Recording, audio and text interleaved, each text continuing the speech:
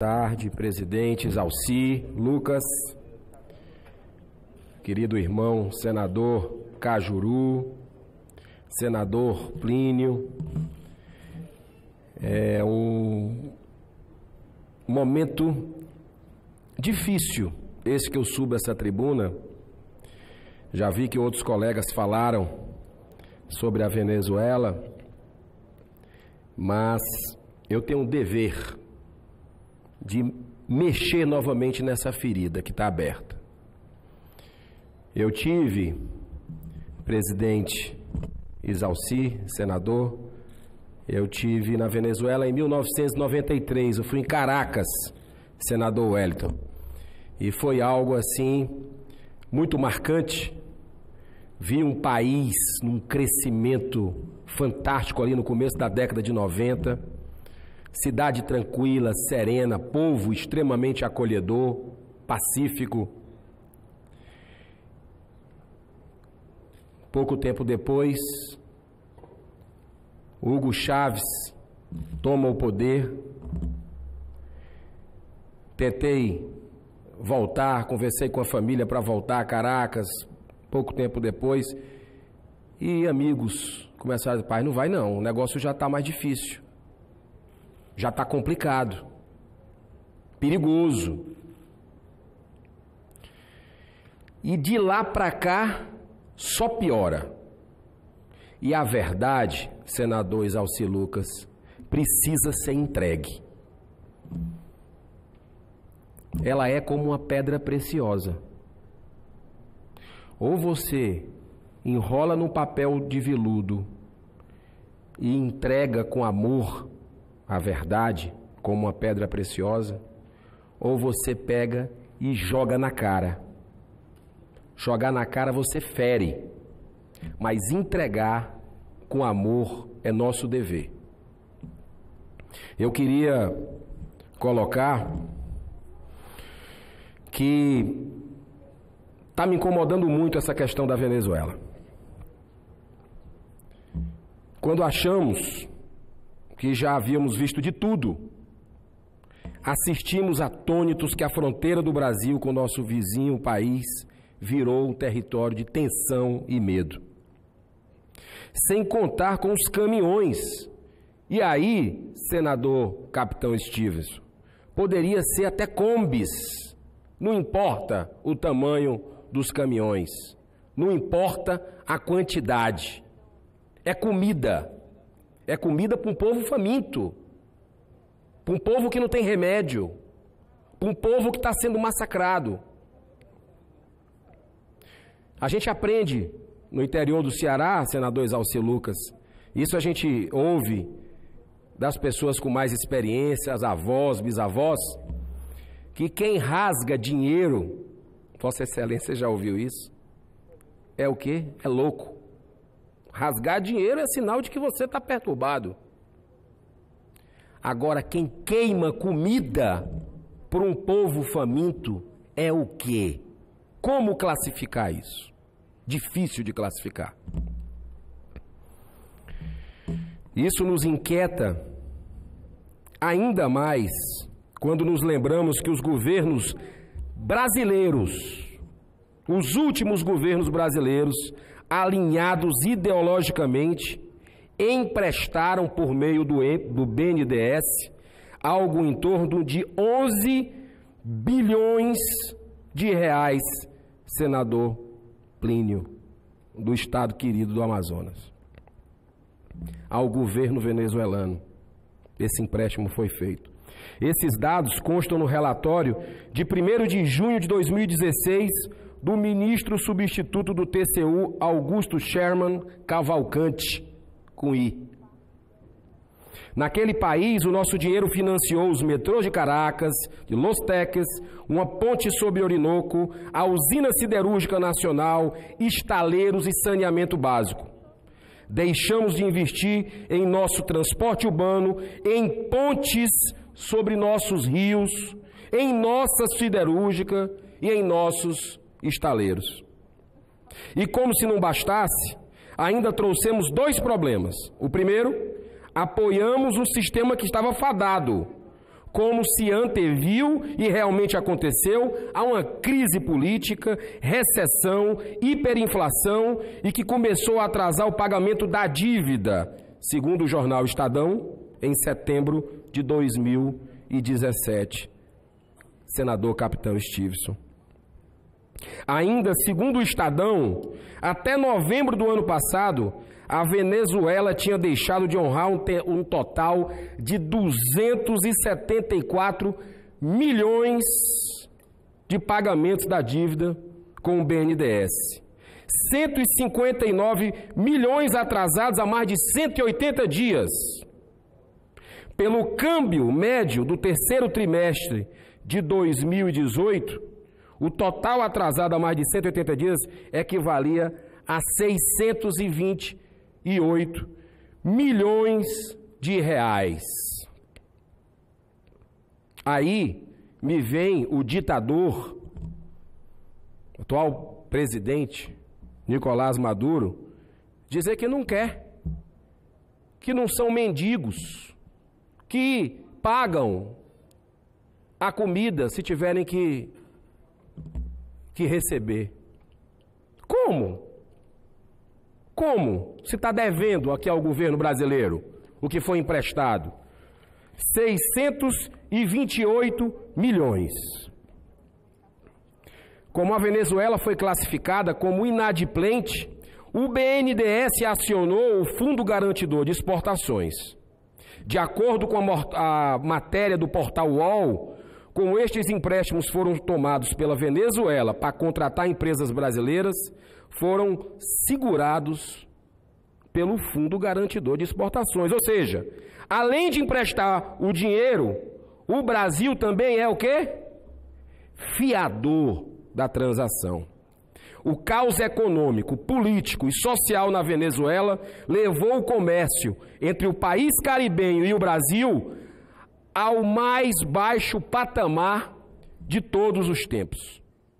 E pensar que em 2012 o Brasil e Venezuela viveram o melhor ano de seu comércio bilateral. E naquele ano as trocas entre os dois países somaram mais de 6 bilhões de dólares. Exportações brasileiras de pouco mais de 5 bilhões de dólares e embarques venezuelanos próximo a 1 bilhão de dólares. E a partir dali, as trocas entre os dois países só fizeram o quê? Cair. Os dados são do portal Comex do Brasil, especializado em comércio exterior. Está passando da hora de finalmente abrirmos a caixa preta do BNDES. Senador Plínio, agora presidente da nossa sessão. Já foi dito aqui pelo colega Regufe, senador Regufe, pelo senador Álvaro Dias, que teve a iniciativa de fazer um voto de censura ao que está acontecendo na Venezuela, e eu assinei prontamente. Não dá mais para ficarmos montando aos poucos as peças desse imenso e fundamental quebra-cabeça. Vou protocolar, atenção, um requerimento na Comissão de Transparência, Governança, Fiscalização e Controle de Defesa do Consumidor, da qual eu sou titular, da CTFC, chamando o BNDES e o TCU para confirmar o real volume de dinheiro que foi enviado e qual era o objetivo. Terão que comparecer. Nosso papel é esse. Há que se mostrar às novas gerações que vivemos um novo tempo e que os maus atos e gastos com dinheiro público necessitam de punição urgente. Não pode ficar assim, senador Plínio. Não pode ficar assim. Há uma responsabilidade dos governos que ajudaram a Venezuela, sim, e a tantos outros países com propósitos questionáveis e acabaram financiando essa tragédia anunciada, que vem desde a época do então presidente Hugo Chávez. Esses mesmos governos poderiam ter ajudado a evitar essa situação. O Brasil tem ajudado como pode nossos irmãos venezuelanos. Esses sim, as maiores vítimas da má política. Vítimas de discursos ideológicos e que pagam com dor, com fome e com falta de tudo. Principalmente de uma luz no fim do túnel. Quero saudar a visita de jovens que estão vindo aqui à casa nesse momento.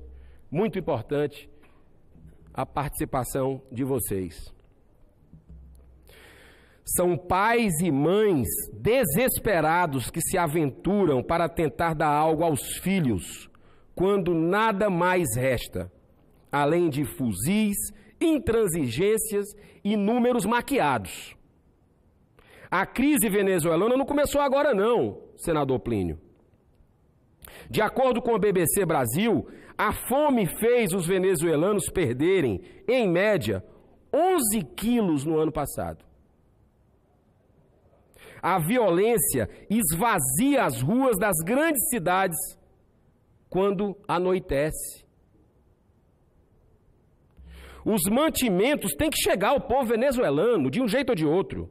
Esse conflito tem que acabar por questões humanitárias. Temos que respeitar a soberania de cada país. Contudo, quantas vidas mais se perderão em meio a essa angustiante situação? Ontem, a cerimônia da entrega do Oscar de 2019 contou com a participação especialíssima do maestro venezuelano, o Gustavo Dudamel. Ele é o diretor da Filarmônica de Los Angeles e revelou que há 3 anos, vou repetir, há 3 anos, ele é considerado persona non grata, depois de ter assinado uma carta aberta de oposição a tudo o que estava a acontecer. Tudo que ele disse que ia acontecer, aconteceu. Um artista venezuelano. Por uma estranha ironia, ele regeu uma música triste para honrar os membros da academia que faleceram no último ano. Fiquei pensando em todos os venezuelanos que morreram enquanto ele regia. Mas eu quero dar um recado especial a uma venezuelana que eu tenho um carinho especial. Ela é professora de uma escola na Flórida. E já faz uns 3 anos que o sofrimento dessa mulher toca minha alma. Todo dia ela vai dar a aula para criancinhas e fala sobre a família dela que está em Caracas, pedindo ajuda, pedindo orações, porque falta, pessoal, falta de tudo na Venezuela. Não é brincadeira. Não é brincadeira o que está acontecendo lá, não. Então, eu queria encerrar essa minha fala, senador Plínio, dizendo que o povo venezuelano saiba que isso é uma passagem do Evangelho, os humilhados serão exaltados. Eu quero me arriscar um pouco aqui no espanhol para mandar uma mensagem para aquele povo irmão. A nuestros hermanos y vecinos decimos que la violencia genera violencia. Todos los que empunhem espada, a espada perecerão. Mateus 26, 52.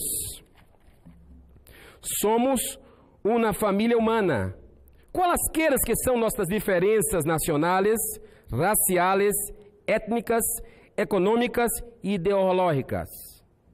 Somos os custódios de nossos irmãos e irmãs, donde quiera que se encontram. Amar a nosso prójimo tem dimensões globais em um mundo cada vez mais pequeno. En el mero centro de la virtud de la solidaridad está la búsqueda pela justicia y la paz. El Papa Paulo VI nos dijo: si quieres paz, trabaja por la justicia. El Evangelio nos llama a sermos pacificadores. Nuestro amor por nuestros hermanos y hermanas exige que fomentemos la paz en un mundo rodeado de violencia y conflicto. Toda nuestra solidaridad com o povo de Venezuela e desejamos que todos ustedes sejam liberados em paz. Deus bendiga a Venezuela. Muitas graças, muito obrigado. Deus abençoe a todos. Muito bem, senador.